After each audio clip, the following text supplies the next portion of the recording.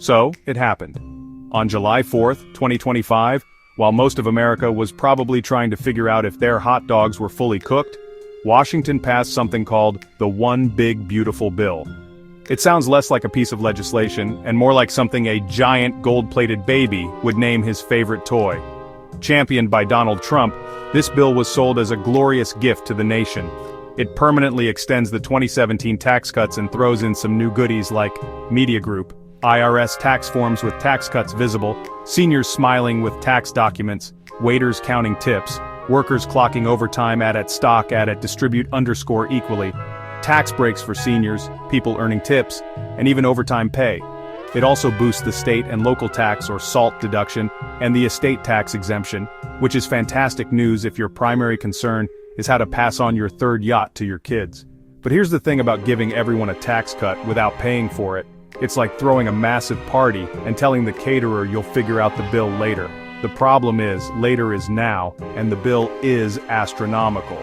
Projections show this legislative masterpiece is set to increase the federal deficit by a jaw-dropping $3.4 trillion over the next decade.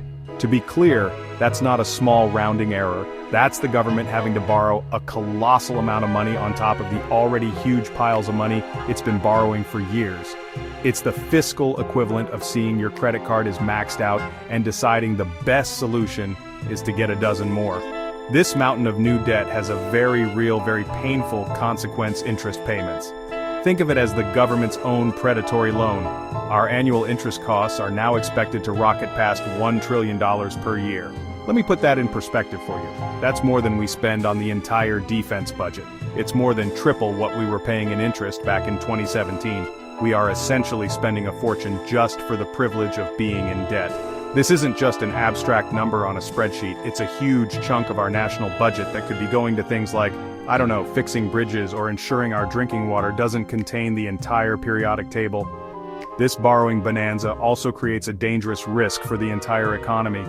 When the government borrows this much money, it competes with everyone else for loans. This can crowd out private investment, making it harder for businesses to get the capital they need to grow and create jobs. Basically, the government is elbowing its way to the front of the line at the bank, leaving everyone else to fight for the scraps.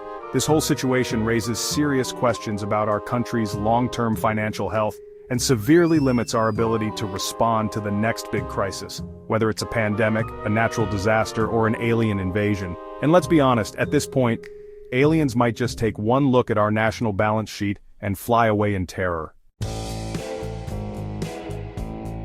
Now you might be thinking, well, if we're cutting taxes, we must be cutting spending somewhere to balance it out, right? And you'd be right. But you probably won't like where those cuts are coming from. The One Big Beautiful Bill takes a hatchet to the social safety net with a ferocity that is truly something to behold. It enacts historic cuts to Medicaid, the health insurance program for low-income Americans, to the tune of nearly $1 trillion.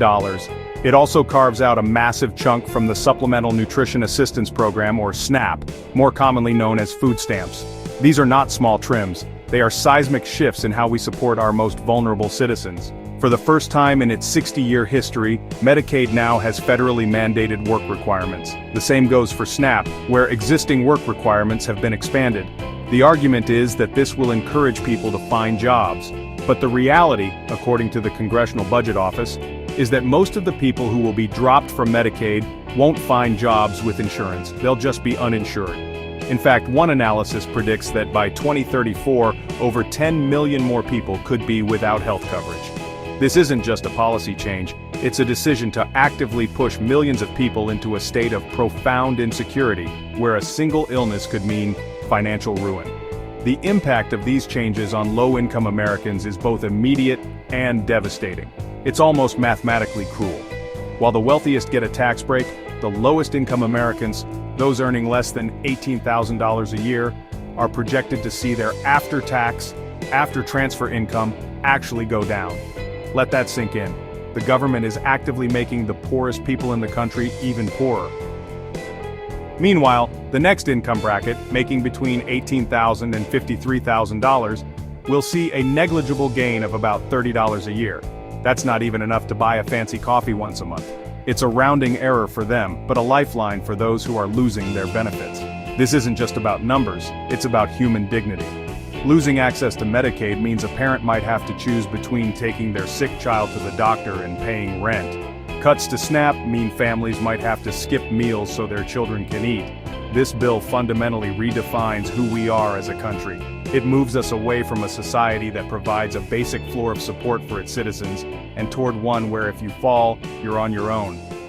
It's a brutal and unnecessary attack on people who are already struggling, all to finance a tax cut for those who need it the least. Let's be perfectly clear about who the real winners are in this one big, beautiful arrangement. It's the wealthy. The bill is practically a love letter to high-income households. The provisions that do the most heavy lifting for the rich are the increase in the estate and gift tax exemption and the expanded SALT deduction. The estate tax, which only affects the absolute wealthiest estates in the country, is now even more generous. This means that multimillionaires and billionaires can pass on even more of their fortunes to their heirs, completely untaxed. It's a fantastic way to ensure that wealth remains concentrated in the hands of a few families for generations to come. Meanwhile, the increased SALT deduction is a boon for high earners in high-tax states. While it sounds like it helps everyone, it overwhelmingly benefits people with high incomes and expensive properties. When you combine these giveaways with the fact that social programs for the poor are being slashed, the picture becomes very clear. This bill is an engine for inequality. It actively redistributes wealth upwards, taking from the poor and giving to the rich. It's not just a side effect, it's the fundamental design of the legislation.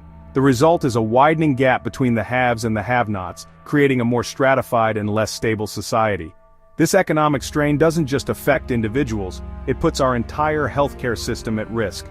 With nearly $1 trillion in cuts to Medicaid, hospitals are bracing for a financial tsunami.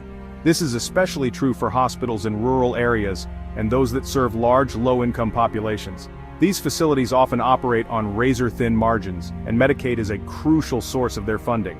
When millions of people lose their Medicaid coverage, they don't stop getting sick. They just show up at the emergency room without insurance, and the hospital is often legally obligated to treat them. This leads to a massive increase in uncompensated care costs. The American Hospital Association has warned that these cuts could cause irreparable harm, and they're not being dramatic. The bill does include a $50 billion fund to help rural hospitals, but that's like trying to put out a forest fire with a water pistol. It's nowhere near enough to offset the damage. We are likely to see a wave of hospital closures, particularly in communities that can least afford to lose them. This doesn't just affect the uninsured, it affects everyone.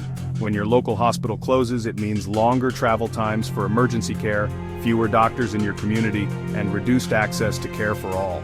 This bill is gambling with the health of the nation, and the odds are not in our favor. Beyond the immediate pain, this bill has set a series of time bombs for our economic future. One of the most pressing dangers is inflation. When you pump hundreds of billions of dollars in tax cuts into an economy that is already running near full capacity, you risk overheating it. More money in people's pockets means more consumer demand, which can drive up prices for everything from groceries to cars. At the same time, the massive government borrowing needed to finance the deficit can push up interest rates. This makes it more expensive for families to get a mortgage or a car loan, and for businesses to borrow money to invest and expand. The Federal Reserve is then stuck in a terrible position. To combat the inflation that the bill helped create, the Fed might be forced to raise its own interest rates even higher. This is the economic equivalent of hitting the brakes hard. It can slow down the entire economy, potentially leading to a recession and job losses. So, in an attempt to stimulate the economy with tax cuts, the bill could ironically trigger a chain reaction that leads to an economic downturn. It's a classic case of the government's right hand not knowing what its left hand is doing, except in this case both hands are setting fire to the house. As if that weren't enough, the bill also takes a sledgehammer to our efforts to combat climate change. It systematically strips away tax incentives for clean energy sources like wind and solar, setting them to expire by 2027. The American Clean Power Association has called this a major step backward, warning that it could lead to job losses in the renewable energy sector and, ironically, higher electricity bills for consumers as we become more reliant on volatile fossil fuels. It's a bafflingly short-sighted move that ignores the long-term economic and environmental costs of climate change in favor of short-term political goals. But wait, there's more. The popular $7,500 tax credit for new electric vehicles is also on the chopping block. It's now set to end in September 2025, a full 7 years earlier than planned. This will almost certainly slam the brakes on EV adoption in the United States, ceding leadership in a critical global industry to other countries. Ultimately, the One Big Beautiful Bill has left us with a beautiful mess. By slashing tax revenues and ballooning our national debt, it has severely limited our government's ability to invest in the future or respond to the next crisis. We are left with fewer resources, higher debt, and a set of self-inflicted problems that will make it much harder to build a prosperous and secure future for anyone.